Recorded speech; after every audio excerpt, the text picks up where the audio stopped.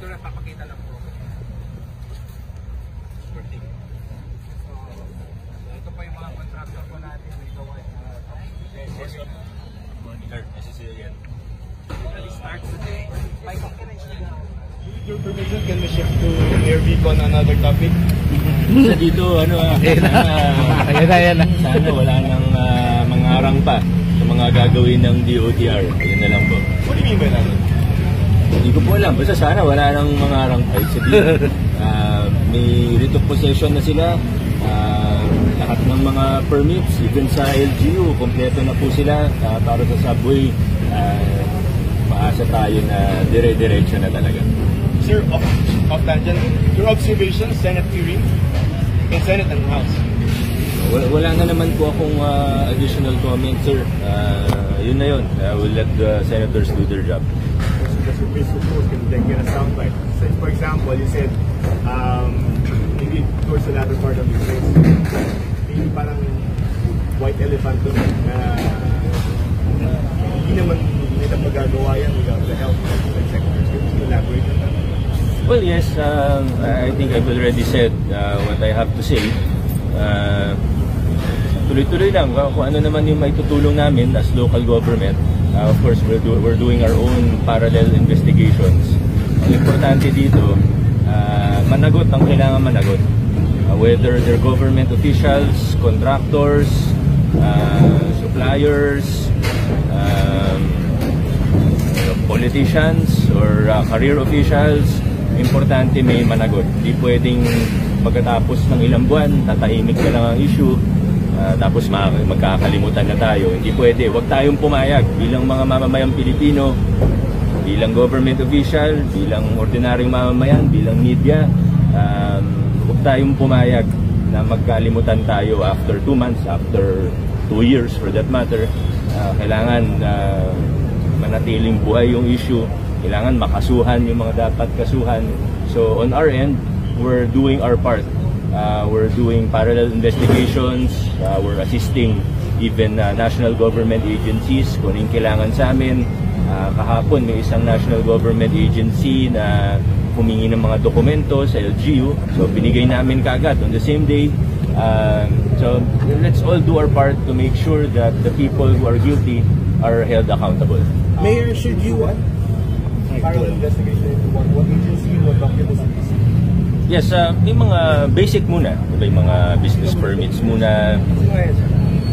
I'm not sure if they would want me to, baka confidential pa yung investigation nila. So hindi ko muna, sila na lang magsabi. Basta sa amin, nagbibigay kami kung anong mga documents. Public documents naman ito eh. Mayor, should you be invited to the Senate? Are you willing to testify against the Vizcayas kung sakasakali? Wala namang invitation sa akin sa ngayon. Pero you will attend kung sakaling papuntahin kayo, sir? Kahit sino naman po, hindi naman yan kung gusto o hindi. Pag sila nagpatawag, required po yun. Your comment on what happened yesterday, sir, na mga 12 sasakyan ng mga Vizcaya yung nakumpiska ng Bureau of Customs. So nasa custody ng BOC. Wala na po akong additional comments, sir. Bahala na po ang customs. Pero ang importante, yung mga infrastructure projects na hindi na maulit. Kasi paulit-ulit na yung nangyayari sa atin eh. Kailangan po matigil na yung mga kalakaran na alam naman natin. Kami sa gobyerno, alam natin nangyayari ito. Kayo sa media, alam nyo nangyayari ito. Kahit ang ordinaryong mamamayan, mulat na eh. Alam na rin nila na totoo yung mga kwento na kung ano yung SOP, porsentuhan, hatian, alam na natin lahat eh. Kailangan matigil to. So, yun lang naman yung sa akin. But are you hopeful na may mapapanagot sa Senado ngayon?